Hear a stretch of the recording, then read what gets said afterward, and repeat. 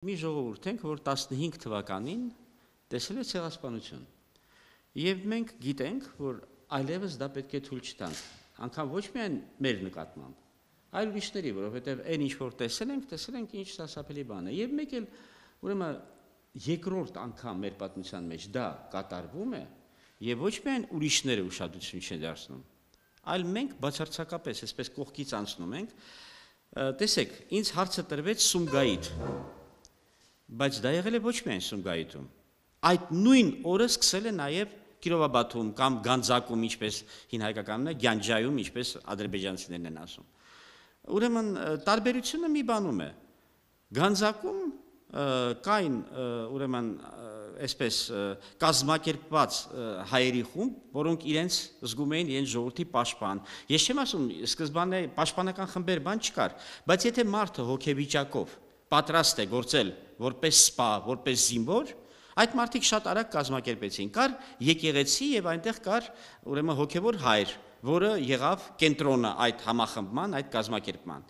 Մի խոսքով փոքր սարդարապատ այնտեղ ունեցանք, մարդիկ կազմակերպեցին եւ թույլ չտվեցին, որ դա լինի, բայց թույլ չտվեցին, դա չի նշանակում, որ դա չէր պլանավորված եւ մենք լռում ենք դրա մասին։ Երբ որ լռում են ուրիշները,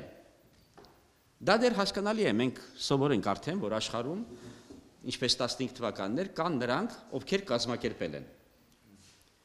որոնց անունները մենք մինչև այսօր չգիտենք։ Կան նրանք, ովքեր իրականացրել են։ Մենք տեսանք, ինչպես թուրքերին եւ քրդերին վերացացին ցեղասպանության գործիքի 15 թվականին։ Մենք տեսանք, ինչքան մենք խեղճ, անգրագետ ու ողորմելի էինք, որ մեր ընտրանին չկարողացավ ոչ տեսնել, ոչ կազմակերպել, ոչ մի բան։ Եվ այս ամենը մենք պետք է տեսնենք որպես դասեր։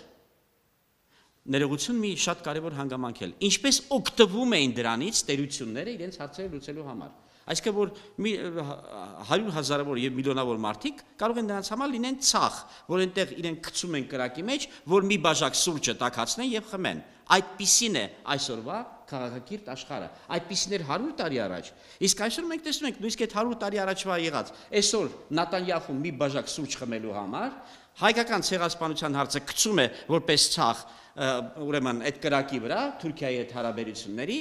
ուրեմն մի բաժակ սուրճը տաքացնում է, խմում է Էրդողանի հետ միասին եւ հետո նորից մոռանում է։ Այսինքն ցեղասպանությունը առևտրի գործիք է։ Երբ ուզենանք կհանենք, կասենք, այ ցեղասպանություն կճանաչեն։ Հետո այսպիսին է աշխարհի այսօրվա վիճակը, այդ ցինիկ արտահայտումները եւ այլը։ Եվ այդ նույն մարդը այսօր Նատանյախուն, ես նկատի ունեմ, մենք տեսնում ենք ակնհայտորեն, ուրեմն զբաղված է մի բանով, Ադրբեջանից դարձնում է ցեղասպանության մեքենա։